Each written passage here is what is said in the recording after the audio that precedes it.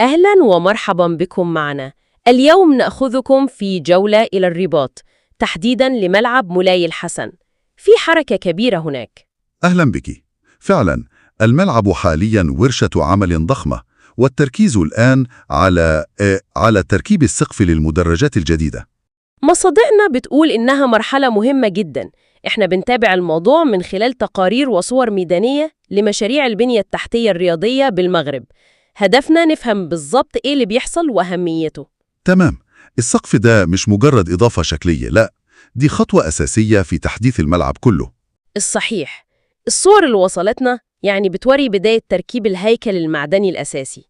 الأعمدة الضخمة اتركبت خلاص، والهيكل نفسه بدأ يرتفع فوقها. مم. مم. وفي تقرير محلي استخدموا تعبير جميل قوي باللهجة المغربية.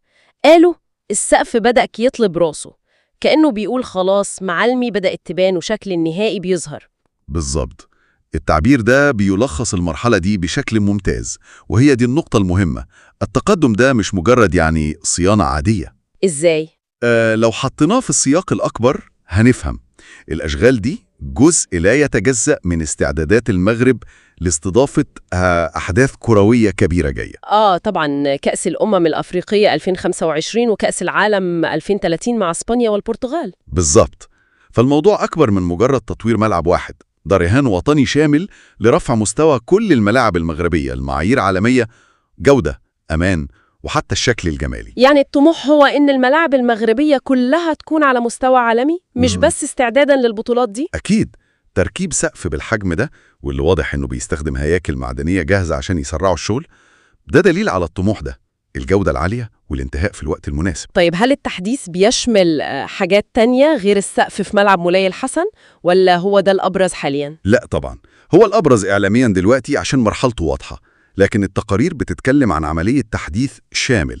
مدرجات جديدة، مقاعد مريحة، غرف تغيير ملابس على أحدث طراز مرافق للإعلاميين، إضاءة، صوتيات، فهمت. وطبعا تسهيلات الدخول والخروج لذوي الاحتياجات الخاصة عشان يكون متوافق تماما مع المعايير الدولية.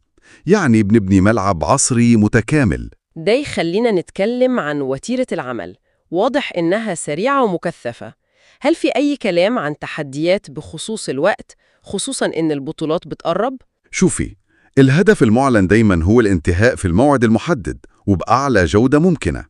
لحد دلوقتي الأمور في ملعب مولاي الحسن ماشية كويس، وده يمكن مؤشر على استخدام طرق إدارة مشاريع حديثة وفعالة. يمكن استفادوا من تجارب سابقة، وده ضروري جدا، خصوصا إن في مشاريع كتير شغالة في نفس الوقت استعدادا ل 2025 و2030. التحدي الأكبر هو الحفاظ على نفس السرعة والجودة دي في كل المواقع. إذن لما بنشوف صور تركيب السقف ده، إحنا مش بس بنشوف عملية بناء عادية، دي صورة مصغرة لالتزام أكبر بتحقيق معايير عالمية. بالظبط.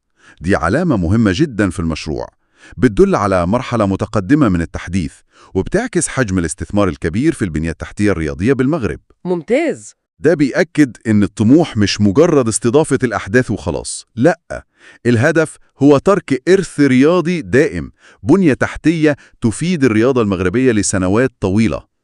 تمام. يعني العمل في ملعب مولاي الحسن ده قطعة من بازل أكبر بكتير، بيعكس رؤية وطنية شاملة للتحديث الرياضي. وهنا بقى يجي السؤال الأهم للمستقبل اللي يستحق نتأمل فيه.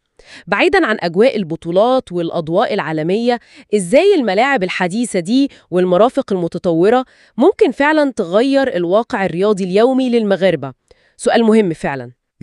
هل هتساعد إن المواهب الشابة تلاقي فرص أحسن؟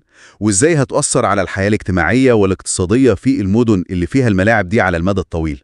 ده التأثير الحقيقي اللي لازم نتابعه بعد انتهاء الاحتفالات.